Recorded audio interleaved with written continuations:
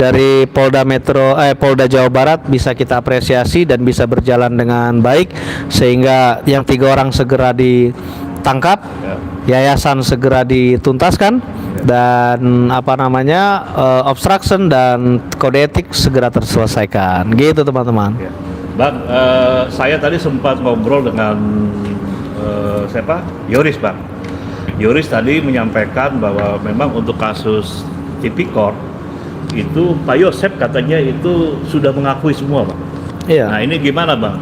Sudah mengakui semua dan Yoris juga kelihatannya sudah realistis, Bang.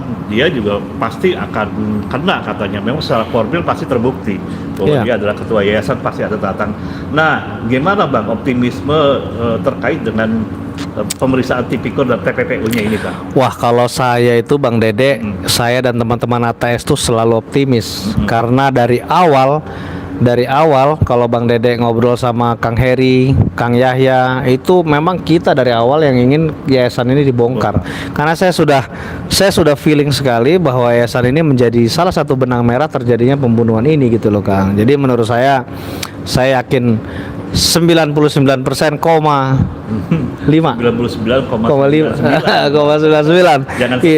jangan karena semuanya ini milik Allah gitu ya. Tetapi saya meyakini, Kang, karena semua sudah yang jadi berantakan semua skenario ketika dalam persidangan ini semua bisa dibuktikan, gitu ya.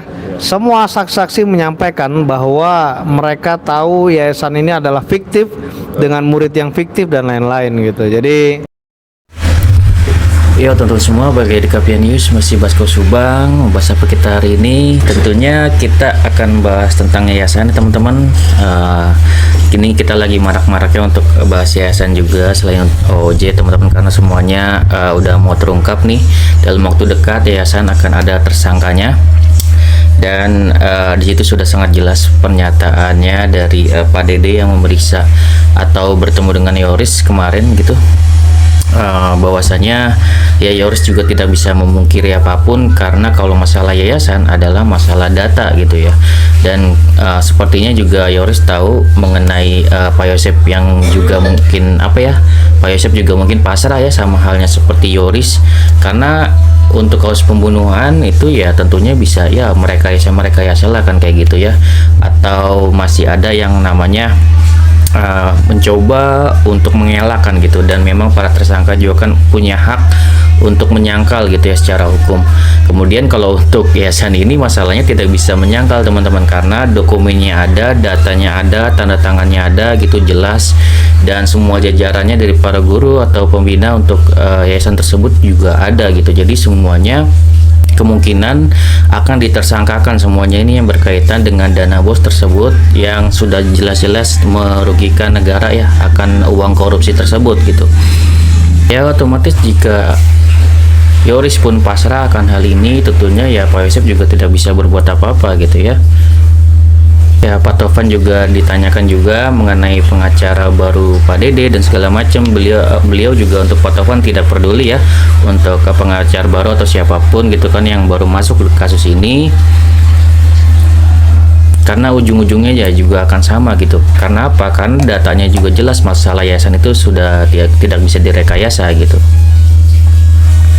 Apalagi di persidangan Pak Dedi juga sangat terang-terangan menjelaskan bahwasanya memang ada aliran dana ke Pak Yosep, dan itu alurnya jelas diceritakan oleh Pak Dedi. Dan kalau Yoris ya teman-teman sudah tidak bisa berkata apa-apa lagi mungkin ya. Kalau masalah Yoris tidak bisa berkata apa-apa lagi ya, semuanya sudah sangat jelas apa yang dilakukan oleh Yoris gitu. Dan kemarin pada saat didiskusi bersama Erdilo, gue juga menjelaskan juga ya, ini kan kalau untuk Pak Yoris mungkin alibinya untuk pembelaannya gitu kan ya, bahwasanya semuanya terkait dengan Pak Yosep karena hanya mengikuti Pak Yosep sebelumnya atau menggunakan nama besar Pak Yosep. Itu memang menurut gua tidak salah, namun untuk kreatifnya Yoris dan segala macam gitu kan ya, untuk mendapatkan cuan di situ lebih banyak mungkin ya untuk dana bos tersebut, itu tidak bisa dipungkiri Yoris ini bermain habis-habisan juga di yayasan tersebut gitu. Selain Pak Yosep juga pastinya mengetahui, karena dari awal sudah sangat jelas memang di sini Pak Yosep punya nama di dinas gitu kan ya. Dan sini sudah sangat jelas dari dinas tersebut juga kemungkinan akan terkena gitu ya. Jadi menurut gue pribadi ya, jadi kesimpulannya untuk Yoris, untuk Yosep dan semua jajaran untuk dana bos tersebut atau untuk TPPU ini semuanya ya kemungkinan di sini dalam waktu dekat ya tamat gitu kan ya untuk masalah yayasan. Kemudian inti utamanya apa di yayasan ini bang? Gitu ya.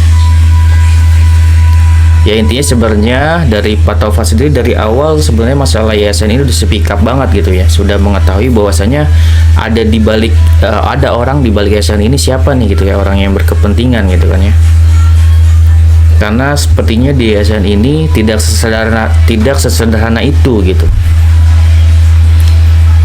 Kemungkinan besarnya ya memang ada orang di balik yayasan ini yang memiliki kepentingan gitu.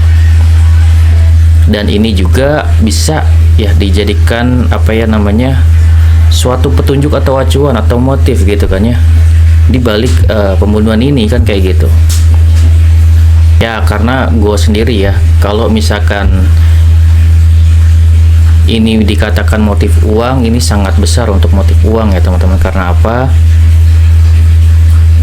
Ya karena yang namanya oknum kepolisian juga tidak akan yang namanya bergerak kalau tidak ada uang gitu kan ya di situ gitu. Atau oknum kepolisian di sini dibayar ya tentunya untuk hal tersebut kan gitu. Tidak, apalagi kita ketahui uang di yayasan ini sebenarnya miliaran dan kita tidak ketahui secara detail berapa miliar kan kayak gitu. Selama ini sudah cair kan gitu. Ya sudah seharusnya yang namanya Yoris tahu banget, yang namanya Pak Yosep tahu banget gitu ya. Ya adapun pembagiannya kita tidak tahu, kemungkinan besar kalau yang kita lihat selama ini karena Yoris sangat megang yayasan tersebut, kemungkinan uang dana yayasan tersebut banyak dipegang oleh Yoris kan kayak gitu ya. Ya kita tidak tahu apakah di sini memang ada kecemburuan sosial gitu kan ya. Dan memang kalau menurut gue pribadi kecemburuan sosial itu sangat besar kemungkinannya ya teman-teman karena uang ini gitu, karena uang haram ini. Karena uang ini tidak sedikit lah gitu ya, karena uang ini miliaran gitu. Dan sedikit menguatkan lagi ya mengenai pernyataan Erdi Lau juga.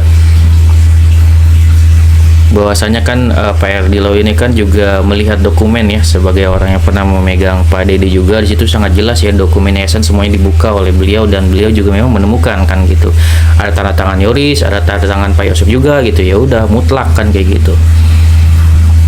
Apalagi terakhir ya memang kan Pak Yosep menyuruh ya Pak Dedi untuk mengurus atau mencairkan dana lagi kan gitu untuk yayasan tersebut.